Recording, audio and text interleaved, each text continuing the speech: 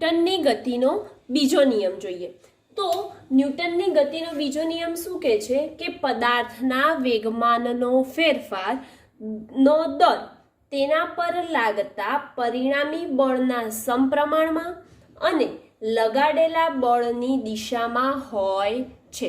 આપણે વેગમાન કેમ ભણ્યા તે તમને હવે ખબર પડશે. તો પદાર્થના વેગમાનનો દર શું કહે છે ન્યૂટનની ગતિનો બીજો નિયમ?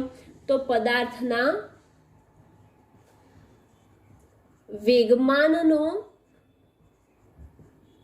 દર તેના પર લાગતા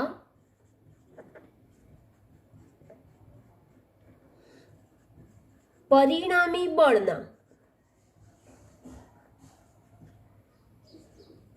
સમપ્રમાણમાં અને લગાડેલ બળની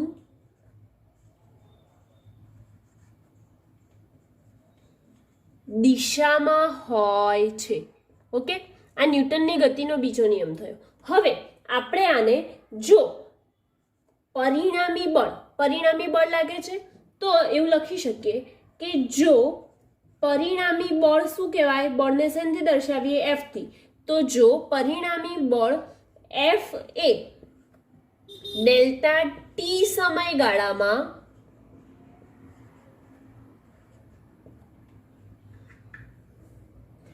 m દળના પદાર્થ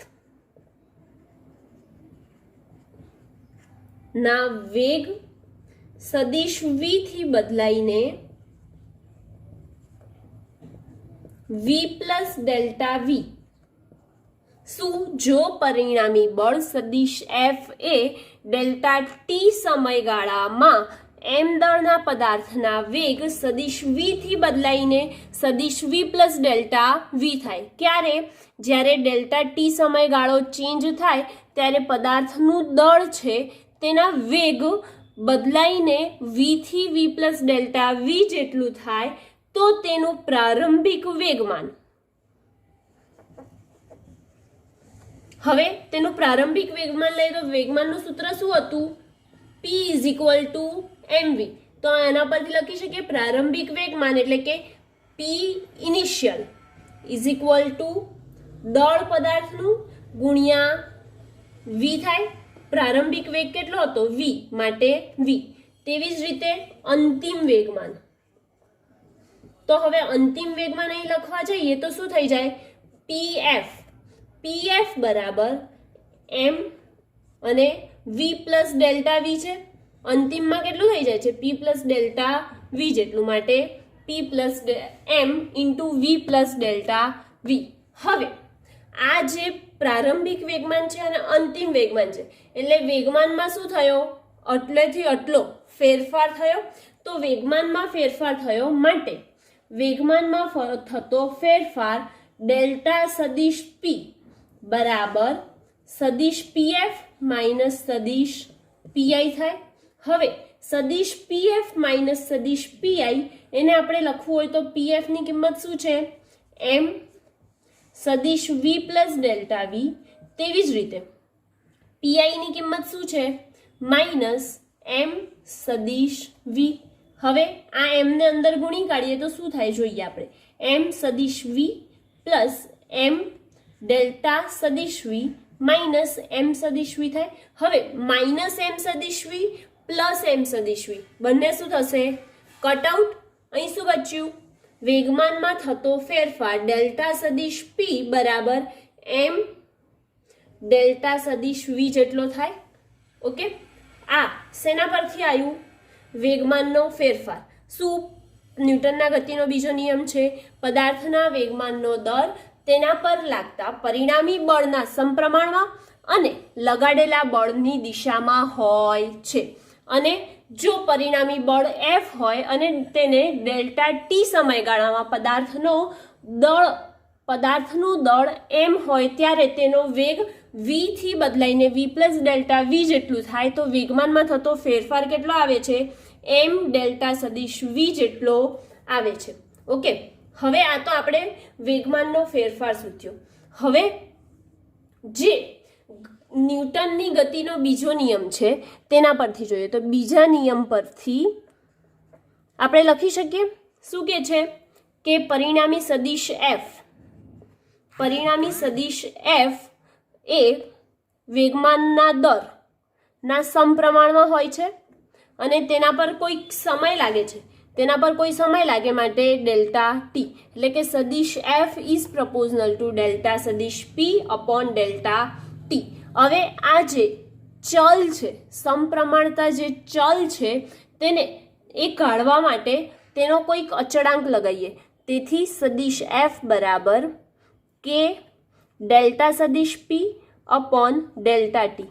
હવે કે ની જગ્યાએ આપણે લખી શકીએ કે કે બરાબર સમપ્રમાણતા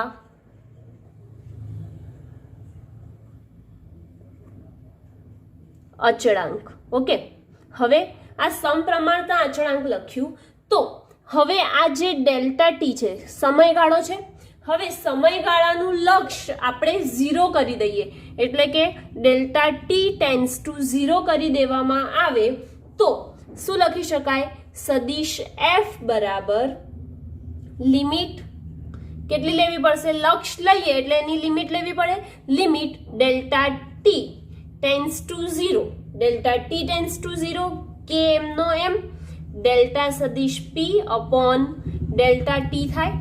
હવે આ જે લિમિટ આપણે મૂકી તેની જગ્યાએ જો ડેલ્ટા પી અને ડેલ્ટા ટી એમાં સૂક્ષ્મ વેગમાનનો ફેરફાર અને સૂક્ષ્મ સમયગાળો છે તો તેના માટે આપણે લખીએ તો આવું કંઈક લખી શકીએ.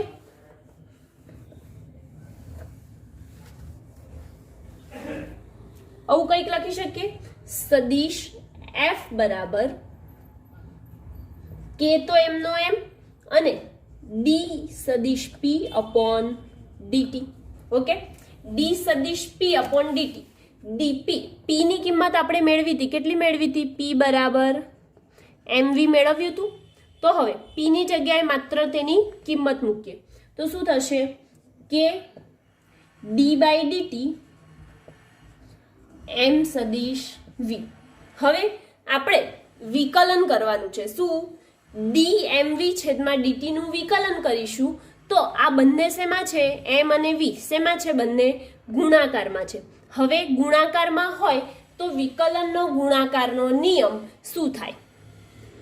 u ઇન્ટુ વી હોય. ધારો કે u ઇન્ટુ વી એટલે કે m ને આપણે u લઈએ અને v ને v લઈએ તો શું લખી શકાય કે પહેલું પદ એમને બીજા પદનું વિકલન કોઈની બી સાપેક્ષે, ટી ની સાપેક્ષે, અહીંયા શેની સાપેક્ષે? ટી ની સાપેક્ષે છે. જો આપણે એક્સ ની સાપેક્ષે લઈએ તો એક્સ ની સાપેક્ષે પહેલું પદ એમનેમ બીજા પદનું વિકલન વત્તા બીજું પદ એમનેમ પહેલા પદનું વિકલન. ઓકે, હવે આપણે એના સ્વરૂપે જ લખીએ તો સદિશ f બરાબર કે તો અચળ છે એટલે કે એમ નો એમ. હવે કાઉન્સમાં લખીશું જે પણ લખીશું તે ડી બાય ડીટી એમ ગુણ્યા વી છે તો એમ ગુણ્યા વી એટલે કે યુ ગુણ્યા વી સમજવાનું. પહેલું પદ એમનેમ એટલે કે કોણ એમનેમ? એમ એમ નો એમ. કોનું વિકલન? ડીવી છેદમાં ડીટી વત્તા બીજું પદ એમનેમ પહેલા પદનું વિકલન. ઓકે, આ આપણું સૂત્ર છે. વિકલન જો ગુણાકાર સ્વરૂપે દર્શાવવાનું હોય તેના માટેનું સૂત્ર છે. ઓકે, હવે તેથી સદિશ f બરાબર કે એમ આપણે ભણી ગયા ડીવી ના છેદમાં ડીટી. ડીવી ના છેદમાં ડીટી હોય તો આપણે ભણી ગયા વેગમાં થતો ફેરફાર છેદમાં સમય. વેગમાં થતો ફેરફાર છેદમાં સમય એટલે શું થાય? પ્રવેગ થાય. માટે આપણે અહીં શું લખીશું? એ પણ અહીંયા સદિશ છે માટે અહીંયા પણ સદિશ એ વત્તા સદિશ વી ગુણ્યા ડીએમ છેદમાં ડીટી એટલે કે કોનું વિકલન? જે દળ છે તેનું સમયની સાપેક્ષે વિકલન. દળ કેવી રાશિ છે? અચળ એટલે કે કોઈ એની ફિક્સ વેલ્યુ આવશે. પદાર્થનું દળ જે છે એના માટે ફિક્સ વેલ્યુ આવશે માટે તે કેવું થઈ જાય? 0. અચળ પદ કેવું થઈ જાય? 0 માટે 0. તેથી આપણને શું મળે? f k into m into એ મળે એટલે કે m એ અને v ગુણ્યા 0 એટલે તો 0 જ રહેશે માટે 0 લખ્યું. જો તમને અહીંયા લખવું હોય કે dv બાય dt નું એ કેવી રીતે થયું તો વેગમાં થતો ફેરફાર છેદમાં સમય એટલે કે શું થાય? પ્રવેગ થાય. એટલે કે આ એનું કારણ અહીંયા મેં લખી કાઢ્યું. બરાબર. હવે સદિશ એફ અચળાંક કાઢવા માટે આપણે પાછી શું લઈ લઈએ? પ્રપોઝનાલિટી. એટલે કે અચળાંક કાઢી દીધો એટલે કે અહીં પ્રપોઝનાલિટી સમપ્રમાણતા લઈએ એમ સદિશ એ. એટલે કે આપણે લખી શકીએ કે એફ બરાબર એમ એ. પદાર્થનું દળ અને તેના પ્રવેગના ગુણાકારને બળ કહેવામાં આવે છે. બરાબર. હવે બળનો એકમ શું કહેવાય? એસઆઈ એકમ જોઈએ. બળનો એસઆઈ એકમ તો એમ એટલે શેમાં હોય? કેજીમાં. એ એટલે શું? પ્રવેગ. પ્રવેગનો શું હોય? વેગમાં થતો ફેરફાર. મીટર પર સેકન્ડ સ્ક્વેર થાય પ્રવેગનો, તો મીટર પર સેકન્ડ સ્ક્વેર. આ એસઆઈ એકમ થયો. હજી જો સીજીએસ પદ્ધતિમાં લખવું હોય તો, સીજીએસ એકમ લખવું હોય તો ગ્રામ સેન્ટીમીટર પર સેકન્ડ સ્ક્વેર. આ તેનો શું થઈ ગયો? બળનો એકમ. અને આ ન્યૂટનની ગતિનો બીજો નિયમ પણ આ જ આપે છે કે એફ બરાબર એમ એ. આનો મતલબ એ થયો કે જે બળ છે તેનું મૂલ્ય ન્યૂટનની ગતિનો બીજો નિયમ આપે છે. પહેલા નિયમમાં શું હતું? તે મર્યાદા સ્વરૂપે હતું કે પ્રથમ નિયમ બળનું મૂલ્ય આપતું નથી, જ્યારે ન્યૂટનની ગતિનો બીજો નિયમ બળનું મૂલ્ય આપે છે. ઓકે. હવે આ જે સીજીએસ એકમ લખ્યો, હવે તેનું જો પારિમાણિક સૂત્ર લખવું હોય તો શું થઈ જાય? કોનું? બળનું. બળનું પારિમાણિક સૂત્ર અહીંયા m1, આ L1 અને શું આવશે? સેકન્ડ સ્ક્વેર પર સેકન્ડ સ્ક્વેર. પર સેકન્ડ સ્ક્વેર એટલે કે t ની -2 ઘાત આવે. એટલે કે m1 L1 t-2 એ બળનું પારિમાણિક સૂત્ર થાય. હવે આપણે ન્યૂટનની ગતિનો જે બીજો નિયમ છે એમાં અમુક મુદ્દા જે છે, અગત્યના મુદ્દા, તેની આપણે ચર્ચા કરીએ. મહત્વના મુદ્દા જોઈએ તો સૌથી પહેલા મહત્વનો મુદ્દો એ થાય કે જ્યારે બળ શૂન્ય હોય તો સૂચવે છે કે પ્રવેગ પણ કેવો હોય છે? શૂન્ય હોય છે. જે આપણે પ્રથમ નિયમમાં પણ જોયું હતું કે બળ શૂન્ય હોય તો તે પદાર્થનો પ્રવેગ પણ શૂન્ય થાય છે.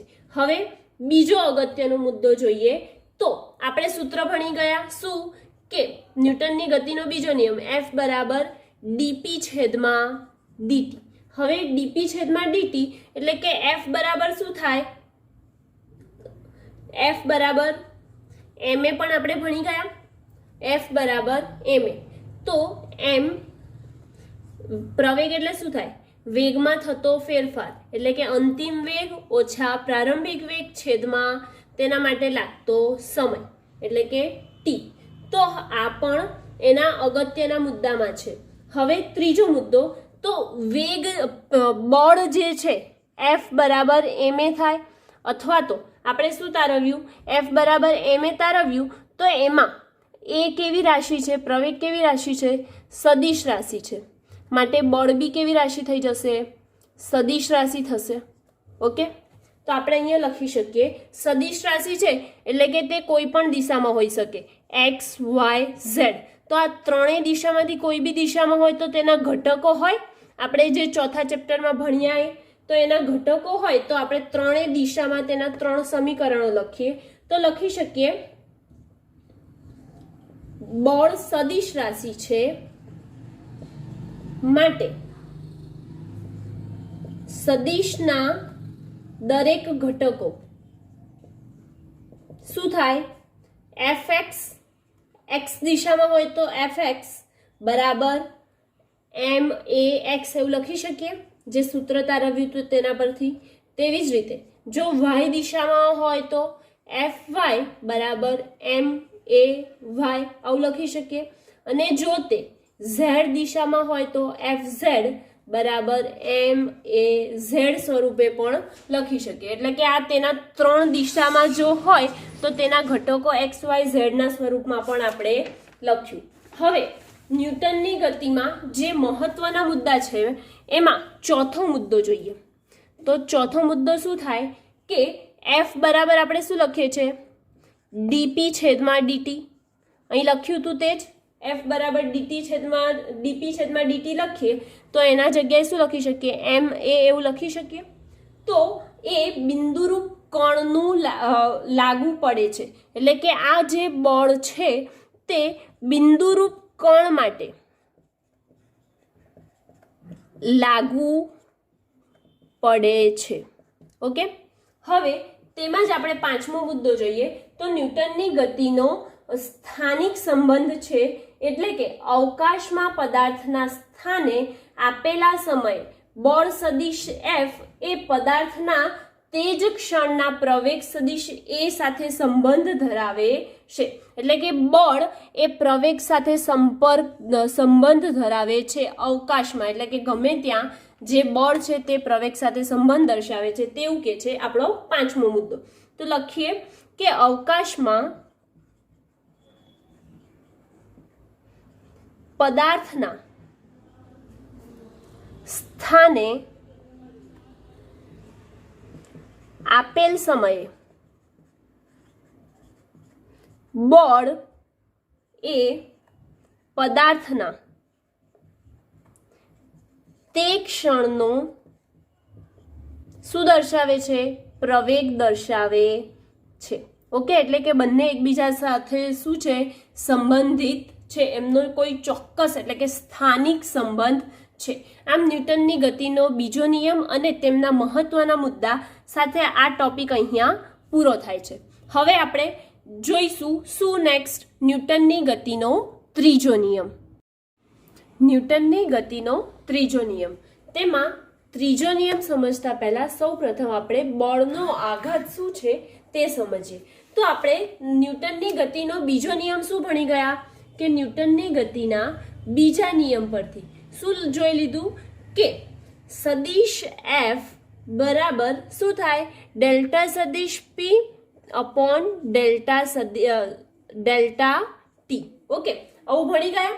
હવે આ જો ડેલ્ટા ટી ને હું સામે બાજુ લઈ જાઉં તો શું થઈ જશે?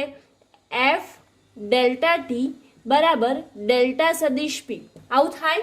ઓકે, તો હવે આ જે બળ અને સમયગાળાનો ગુણાકાર છે એ શું આવ્યું? વેગમાનમાં થતો ફેરફાર આવ્યું, એટલે કે ડેલ્ટા સદિશ પી બરાબર શું આવે છે? સદિશ એફ ઇન્ટુ ડેલ્ટા ટી. હવે આમાં પદાર્થ પર લાગતું બળનો આઘાત જ આ છે, એટલે કે આપણે એને શબ્દોમાં લખીએ તો કેવી રીતે લખાય?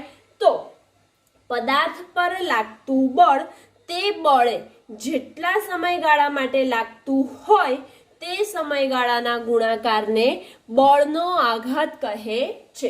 શું અહીંયા આપણે એકવાર લખીએ એટલે કે આપણને ધ્યાન રહે. શું? તો પદાર્થ પર લાગતું બળ અને તે બળ જેટલા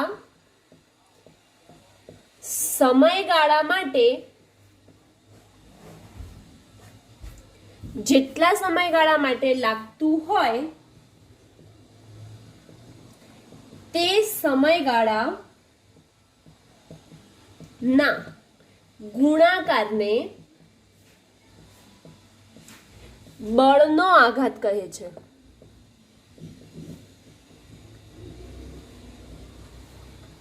હવે આ બળનો આઘાત છે તો લખી શકીએ આપણે કે બળનો આઘાત બરાબર શું? પદાર્થ પર લાગતું બળ અને તે બળ જેટલા સમયગાળા માટે લાગે છે તે સમયગાળાના ગુણાકારને બળનો આઘાત કહે છે. તો બળનો આઘાત બરાબર સદિશ એફ ઇન્ટુ ડેલ્ટા ટી. બળ અને તે માટે લાગતા સમયગાળાના ગુણાકારને બળનો આઘાત કહે છે. હવે આ બળનો આઘાત આપણે લખ્યો, પરંતુ બળનો આઘાત જે છે તે જ વેગમાનમાં થતો ફેરફાર છે, એટલે કે આપણે લખી શકીએ કે બરાબર ડેલ્ટા સદિશ પી કૌંસમાં લખી દઈએ કે વેગમાનમાં થતો ફેરફાર. ઓકે, એટલે કે બળનો આઘાત પૂછે તો એ વેગમાનમાં થતો ફેરફાર જ છે, માટે તેનો એસઆઈ એકમ જોઈએ આપણે. કોનો? તો બળના આઘાતનો એસઆઈ એકમ જોઈએ તો બળ એટલે એનો એકમ શું થાય? ન્યૂટન. અને સમયનો એકમ શું લઈએ છીએ આપણે એસઆઈમાં? સેકન્ડ લઈએ, એટલે કે ન્યૂટન ગુણ્યા સેકન્ડ. ન્યૂટન સેકન્ડ છે, અથવા તેનું પારિમાણિક સૂત્ર જોઈએ તો તેનું પારિમાણિક સૂત્ર m1 L1 અને t-1 થાય. હવે જો વેગમાનમાં નિશ્ચિત ફેરફાર ઉત્પન્ન કરવા માટે, શેમાં? વેગમાનમાં જો નિશ્ચિત ફેરફાર ઉત્પન્ન કરવો હોય તો ટૂંકા સમયગાળામાં લાગતા મોટા બળને, જો વેગમાનમાં શું કરવું હોય, આપણે નિશ્ચિત ફેરફાર ઉત્પન્ન કરવો હોય તો ટૂંકા સમયગાળામાં એટલે કે ડેલ્ટા ટી, ટૂંકા સમયગાળામાં લાગતા મોટા બળને બળનો આઘાતી બળ કહેવામાં આવે છે. ઓકે, હવે આને કોઈક ઉદાહરણથી સમજીએ તો આપણે જાણીએ કે ક્રિકેટ મેચ જોતા હોઈએ છીએ તો એ ક્રિકેટ મેચમાં આપણે જો કોઈ ખેલાડી એટલે કે જે ફિલ્ડિંગ ભરે છે એ પ્લેયર જો કેચ કરે છે, બરાબર, તો એ જે કેચ કરે છે તે વખતે તેનો હાથ આમ હોય છે તો થોડોક પાછળ લે છે કેચ કરતા કરતા, એટલે કે બોલ જે દિશામાં આવે છે એ દિશામાં કેચ કરે છે, થોડોક પાછળ લે છે. એ પાછળ લેવાનું કારણ શું છે? તો એ આઘાતી બળ. કેમ કે જો અનુભવી ક્રિકેટર વધુ ઝડપથી આવતા બોલને અટકાવવા માટે તે ઊંચા બોલને ઝીલવા માટે હાથને થોડુંક પાછળ તરફ ખેંચે છે. તેનું કારણ એ છે કે ધીરે ધીરે સમય જતા નાના સમયગાળામાં બળ કેવું હોય છે? ખૂબ વધારે. તો એ ખૂબ વધારે બળ હોય છે તો જે તે નજીક રાખશે, એકદમ સ્થિર રાખીને કેચ કરશે તો શું થશે? હાથમાં વાગી જવાની સંભાવના રહેશે. પરંતુ જો તે બોલ છે તેની ગતિથી પાછળ લેશે, એ જે દિશામાં બોલની ગતિ છે એ જ દિશામાં લેશે તો તેને વાગવાની સંભાવના નહીં રહે. માટે ક્રિકેટરો શું કરે છે કે પાછળ હાથ ખેંચે છે. ઓકે, એટલે કે એ પણ શેનું ઉદાહરણ છે? બળના આઘાતનું ઉદાહરણ આવી ગયું. હવે આપણે બળનો આઘાત જોયો, પરંતુ ન્યૂટનની ગતિનો ત્રીજો નિયમ, આપણે તો તેની ચર્ચા કરવાની છે. તો ન્યૂટનની ગતિનો આપણે ત્રીજો નિયમ જોઈએ. તો સૌથી પહેલા ન્યૂટનની ગતિનો ત્રીજો નિયમ આપણે બધા જાણીએ છીએ. આપણે કોઈ પણ કામ કરતા હોઈએ તો એક્શન અને રિએક્શન બંને આવે, બરાબર. એક્શન અને રિએક્શન આવે એના ઉપરથી જ ન્યૂટનની ગતિનો ત્રીજો નિયમ છે. તો સૌથી પહેલા ત્રીજો નિયમ શું છે એ હું કહી દઉં તમને કે બે પદાર્થો વચ્ચેની આંતરક્રિયા એટલે કે કોઈ પણ ક્રિયા થતી હોય તો તે દરમિયાન એક પદાર્થ બીજા પદાર્થ પર, ધારો કે આ પદાર્થ એ છે અને આ પદાર્થ બી છે, તો આ એ પદાર્થ અને બી પદાર્થ છે તો એ બંને વચ્ચે એકબીજા જોડે શું થાય છે? આંતરક્રિયા થતી હોય તો પદાર્થ એક વડે પદાર્થ બી પર લાગતું બળ જે છે તે, અને બી પણ આના પર શું લગાડશે? બળ લગાડશે. તો એ બંને એકબીજા પર જે બળ લગાડે છે એ બંનેના બળ કેવા હોય? એ આ દિશામાં બળ લગાડશે, જ્યારે બી ક્યાં લગાડશે? એ પર લગાડવાનું છે, માટે આ દિશામાં બળ લગાડશે. એટલે કે તેમના માન સરખા હોય છે પરંતુ તેમની દિશા પરસ્પર કેવી હોય છે? વિરુદ્ધ હોય છે. એટલે કે ન્યૂટનની ગતિનો ત્રીજો નિયમ જ આ કહે છે. તો આપણે શબ્દોમાં લખીએ તો બે પદાર્થો વચ્ચેની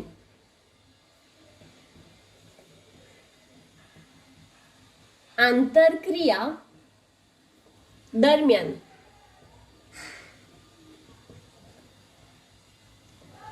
એક પદાર્થ બીજા પદાર્થ પર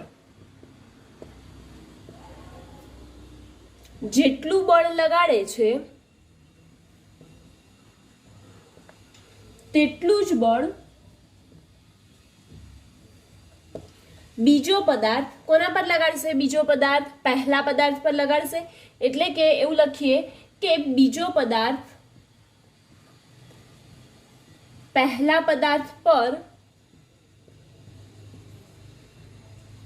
બળ લગાડે છે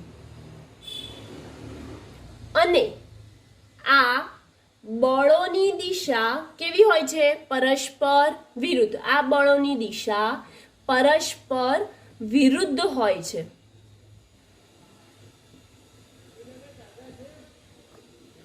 ઓકે, અથવા તો જો બીજા શબ્દોમાં આ ન્યૂટનની ગતિનો બીજો નિયમ છે, અથવા તો બીજા શબ્દોમાં કેવું હોય તો આઘાત અને પ્રત્યાઘાત સમાન મૂલ્યના અને પરસ્પર વિરુદ્ધ દિશાના હોય છે.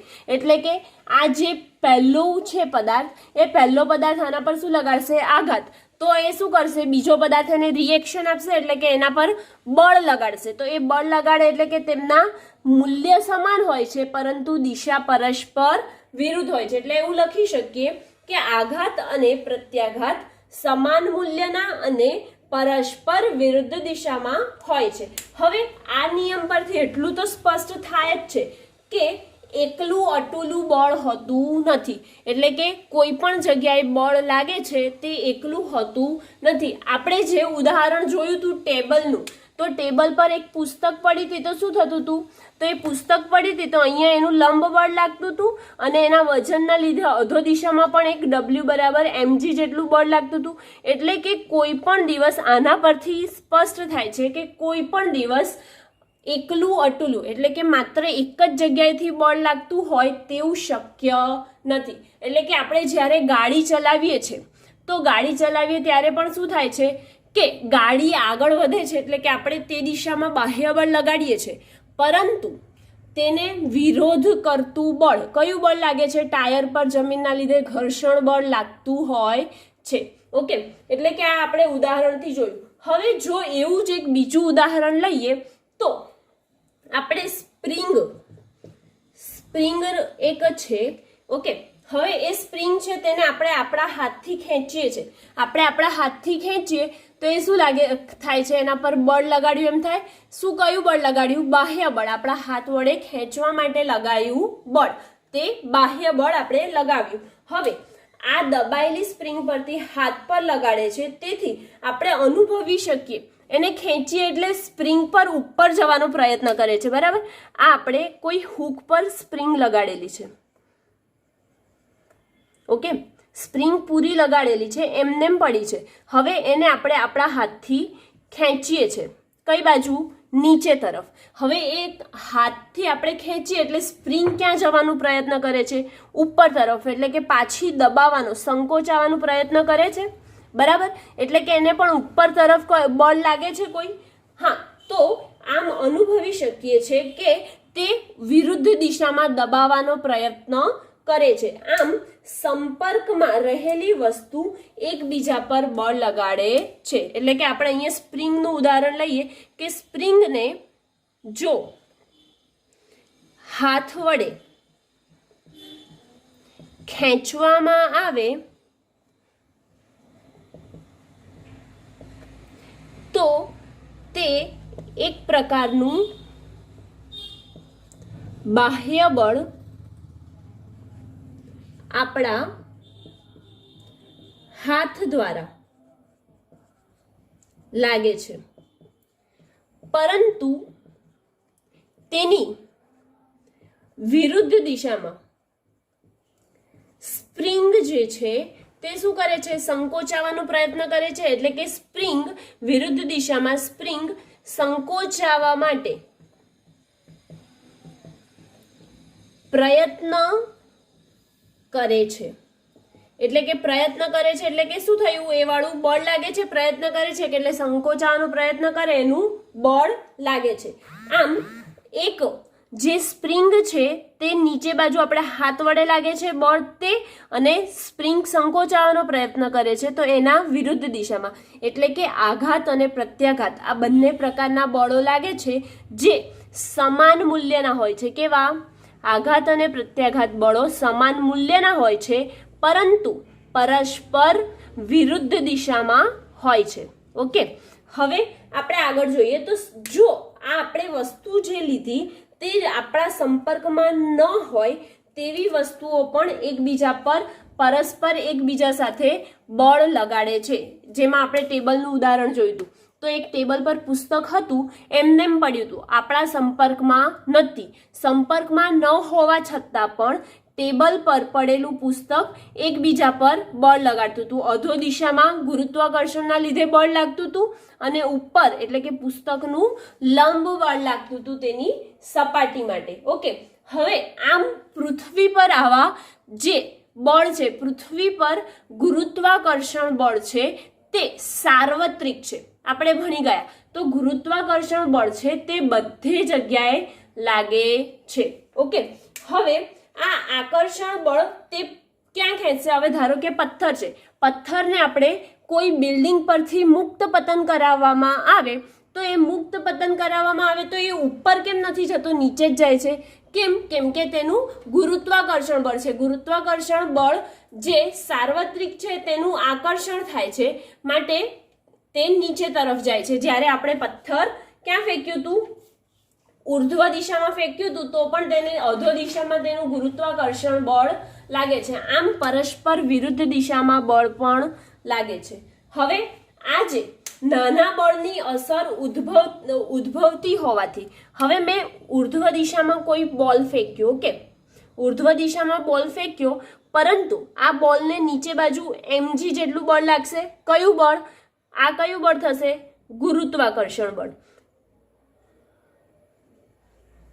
આ ગુરુત્વાકર્ષણ બળ નીચે તરફ લાગશે, પરંતુ આપણે ફેંક્યો છે, આપણું બાહ્ય બળ ખૂબ વધારે હતું માટે તે ઉપર તરફ ગયું.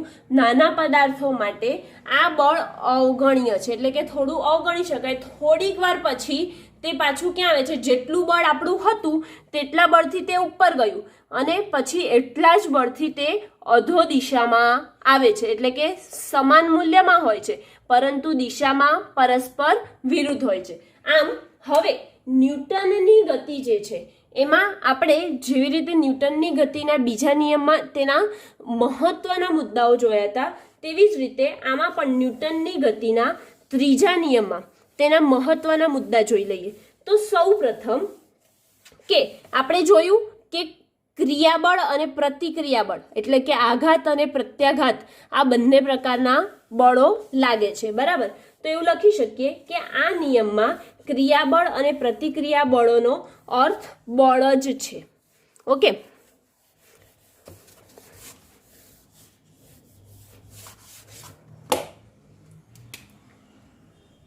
મહત્વના મુદ્દા એટલે કે એમાં સૌથી પહેલું લખીએ તો આ નિયમમાં, કયા નિયમમાં? ન્યૂટનની ગતિનો ત્રીજો નિયમ. આ નિયમમાં ક્રિયાબળ અને પ્રતિક્રિયાબળ નો અર્થ બળ જ છે. આ બળો હંમેશા, એટલે કે કોઈ પણ બળ હોય એ હંમેશા શેમાં ઉદ્ભવે છે? કોઈ પેર એટલે કે હંમેશા કોઈ જોડમાં ઉદ્ભવે છે.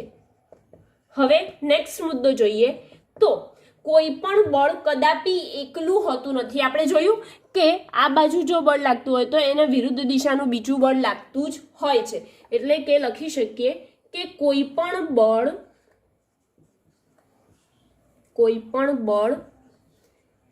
એકલું હોતું નથી. કારણ કે આપણે કારણ લખી દીધું છે, કારણ કે તેઓ હંમેશા જોડમાં ઉદ્ભવે છે. તો લખી શકીએ અહીંયા પણ કે જોડમાં ઉદ્ભવે છે. ઓકે, જોઈએ આપણે તો ક્રિયાબળ અને પ્રતિક્રિયાબળ હંમેશા એક સાથે અને અલગ અલગ પદાર્થ પર ઉદ્ભવે છે. તો કેવી રીતે? આપણે અહીંયા જોયું હતું કે એ અને આ બી બે પદાર્થો છે. ઓકે, તો એના કારણે બી પર લાગતું બળ ધારો કે એફ છે, એને કેપિટલ એફ લઈ લઈએ, અને બી ના લીધે એ પર લાગતું બળ ધારો કે સ્મોલ એફ છે. ઓકે, તો આ બંને એકબીજા પર લાગે છે, પરંતુ એક જ પદાર્થ પર અલગ અલગ, એક જ પદાર્થના લીધે આના પર લાગે છે અને આ એક પદાર્થના લીધે આના પર લાગે છે. આમ ક્રિયાબળ અને પ્રતિક્રિયાબળ હંમેશા એક સાથે અને અલગ અલગ પદાર્થ પર લાગે છે. તો આપણે શું લખીશું? ક્રિયાબળ અને પ્રતિક્રિયાબળ હંમેશા એક સાથે અલગ અલગ પદાર્થ પર લાગે છે. એટલે કે ક્રિયાબળ કારણ છે જ્યારે પ્રતિક્રિયા બળ અસર થાય છે. ક્રિયાબળ જે છે એના પર કારણ બની જાય છે અને પ્રતિક્રિયા બળ આના પર અસર થાય છે. હવે તમને કોઈ ધારો કે કોઈક તમારી ફાઇટિંગ થાય છે અથવા તો કોઈક જોડે ઝઘડો થાય છે, તો શું થશે કે સૌથી પહેલા ગુસ્સે જે થયેલો હશે એટલે કે જે મારશે તે એમને પછી તમે સામેવાળા છો તો તમે સહન નથી કરવાના, એટલે શું કરશો, તમે પણ તેના પર પ્રતિક્રિયા આપશો. એટલે કે શું આપશો, રિએક્શન આપશો. એટલે કે પેલો એક્શન કરે છે તો તમે સામે શું આપો છો, રિએક્શન આપો છો. તો બસ આ એ જ થયું કે ક્રિયાબળ અને પ્રતિક્રિયાબળ હંમેશા એક સાથે અલગ અલગ પદાર્થ પર લાગે છે. હવે ધારો કે આપણી પાસે નેક્સ્ટમાં જોઈએ કે ધારો કે આપણી પાસે બે પદાર્થો છે, ધારો કે એ અને બી બે પદાર્થ છે. હવે આ બંને પદાર્થો પર ક્રિયાબળ અને પ્રતિક્રિયાબળ બે જુદા જુદા પદાર્થ પર લાગે છે. આપણે અહીંયા જોયું તો લખીએ કે બંને પદાર્થો પર જુદા જુદા લાગે છે. કોણ, ક્રિયાબળ અને પ્રતિક્રિયાબળ. ઓકે, તો હવે એના ઉદાહરણથી જ આપણે જોઈ લઈએ કે ધારો કે એફ એ પહેલા પદાર્થના લીધે એટલે કે એફ એ ના લીધે લાગતું બળ કોના પર લાગે છે, બી પર. એટલે કે એફ એ બી લઈએ. ઓકે, તો અહીંયા લઈશું એફ એ બી. અને જે બીજા પદાર્થ પર પહેલા પદાર્થના પર લાગતું બળ, બીજા પદાર્થના લીધે પહેલા પદાર્થ પર લાગતું બળ શું થઈ જશે, એફ બી. આ બંને ની દિશા કેવી છે, એક આ બાજુ છે જ્યારે એક આ બાજુ, એટલે કે પરસ્પર વિરુદ્ધ દિશા છે. ઓકે, તો પરસ્પર વિરુદ્ધ દિશા એટલે કે આપણે શેની નિશાની કરીએ, માઇનસ. અને તેમના મૂલ્યો કેવા હોય છે બંનેના, તો બંનેના મૂલ્યો સમાન હોય છે. એટલે કે ક્રિયાબળ અને પ્રતિક્રિયાબળ જ્યારે લાગે છે ત્યારે તેમના મૂલ્યો સમાન હોય છે પરંતુ દિશા પરસ્પર વિરુદ્ધ હોય છે. એટલે કે આ ખાસ યાદ રાખવા જેવું કે સદિશ એફ એ બી બરાબર માઇનસ સદિશ એફ બી એ થાય. એટલે કે અહીંયા જો તમને લખવું હોય તો લખી શકો કે એ પર બી વડે લાગતું બળ અને બરાબર માઇનસ બી પર એ વડે લાગતું બળ. ઓકે, એ પર બી વડે લાગતું બળ બરાબર માઇનસ બી પર એ વડે લાગતું બળ. હવે આ બે બળોનો સરવાળો કરીએ તો પરિણામી બળ શૂન્ય મળે છે. એટલે કે જો આ બંને બળોનો આપણે સરવાળો કરી લઈએ એટલે કે એમને સરવાળામાં લઈ લઈએ, એફ એ બી વત્તા એફ બી એ બરાબર 0, તેમનું પરિણામી બળ કેવું મળે છે, શૂન્ય મળે છે. આમ ન્યૂટનની ગતિનો ત્રીજો નિયમ પણ અહીંયા કમ્પ્લીટ થાય છે. આપણે ન્યૂટનની ગતિના 3 નિયમો ભણ્યા. પહેલો નિયમ જે ન્યૂટનની ગતિનું જે બળ લાગે છે એટલે કે બળ લાગે છે તેનું મૂલ્ય આપતું નથી. બીજો નિયમ છે એ ન્યૂટનના ગતિનું મૂલ્ય આપે છે. અને ત્રીજો નિયમ છે તો શું કહેવાય કે આઘાત અને પ્રત્યાઘાત બંને બળો ઉદ્ભવે છે અને એ હંમેશા કેવા હોય છે, જોડમાં હોય છે, કોઈ દિવસ એકલા હોતા નથી. અને તેમના પરિણામી બળોનો સરવાળો કરીએ તો તે શૂન્ય મળે છે. આમ ન્યૂટનની ગતિનો ત્રીજો નિયમ અહીંયા કમ્પ્લીટ થયો.